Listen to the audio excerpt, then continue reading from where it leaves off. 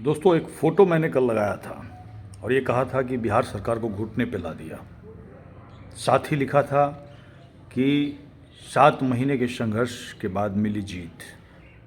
और ये फ़ोटो इसीलिए लगाया था कि पिछले 7 महीने से लगातार मैं संघर्ष कर रहा था ज़मीन रजिस्ट्री को लेकर के। पटोरी अवर निबंधक कार्यालय में अगर आप जाइएगा, बिहार सरकार की तरफ से तमाम दावे किए जा रहे हैं कि ऑनलाइन आप रजिस्ट्री करवा सकते हैं बिना किसी सहायता, बिना किसी बिचौलियों के माध्यम से।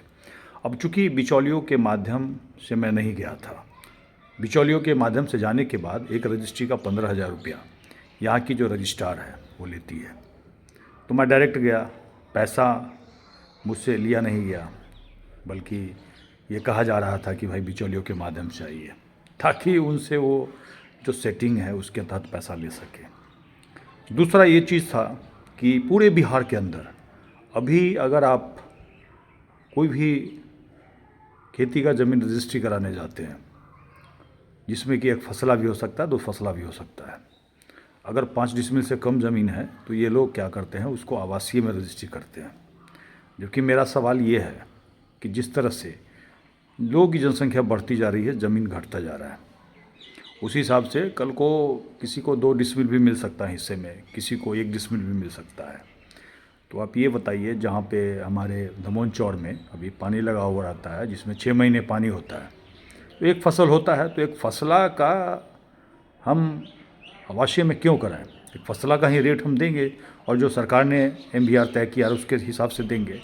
तो इसी का लड़ाई चल रहा था। वो कह रहे थे कि हम आवासीय में करेंगे, लेकिन हमने कहा कि हमारा ज़मीन जब खेती का है तो हम उसको खेती ही लिखेंगे।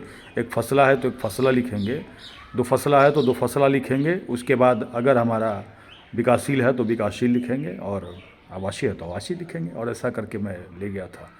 पिछले 7 महीने के संघर्ष के बाद कल मुझे रजिस्ट्री का पेपर दे दिया गया। आपको जानकर आश्चर्य होगा कि जिस डेट में मैंने आवेदन दिया था उसी डेट में मेरा रजिस्ट्री किया हुआ है, साइन भी उसी डेट में है, बल्कि जानबूझ करके रोक करके रखा हुआ था, जिसका बिहार सरकार के पास हमारा शिकायत लगा हुआ है। और लगातार हम लड़ेंगे और इस महिला को बताएंगे कि करप्शन से काम नहीं चलेगा। 15,000 रुपया जो घूस लेते हो उससे काम नहीं चलेगा, बल्कि पब्लिक जागरूक हो जाएगी तो ऐसे ऐसे अधिकारियों की हालत पतली हो जाएगी। और इसके बाद मुझे पेपर कल दिया गया है। हालांकि उन तमाम अधिकारियों का मैं धन्यवाद करता हूं जिन्होंने इस समय मेरा साथ दिया, मेरे शिकायत पे कार्रवाई किया, लेकिन कार्रवाई करने में 7 महीना लग गया।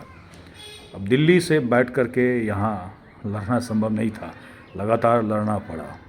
आप लोग बताइए कि क्या आप लोग भी रजिस्ट्री कराने जाते हैं तो इस तरह का जो प्रॉब्लम है आप लोगों को भी सामना करना पड़ता है, क्योंकि लोग कातिब के थ्रू जाते हैं। अगर डायरेक्टली जाएंगे तो शायद उनकी बात नहीं बनेगी, और ऐसा ही हुआ।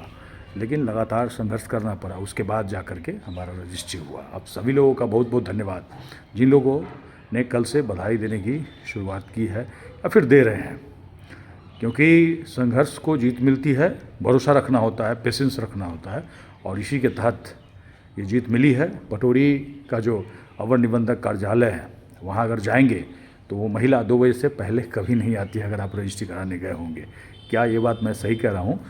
और ऐसा अगर आपके साथ भी वाक़या हुआ है तो कमेंट्स करके ज़रूर बताइएगा और वीडियो को शेयर कीजिएगा, ताकि यहाँ जो चल रहा है लोगों को पता चल सके। धन्यवाद।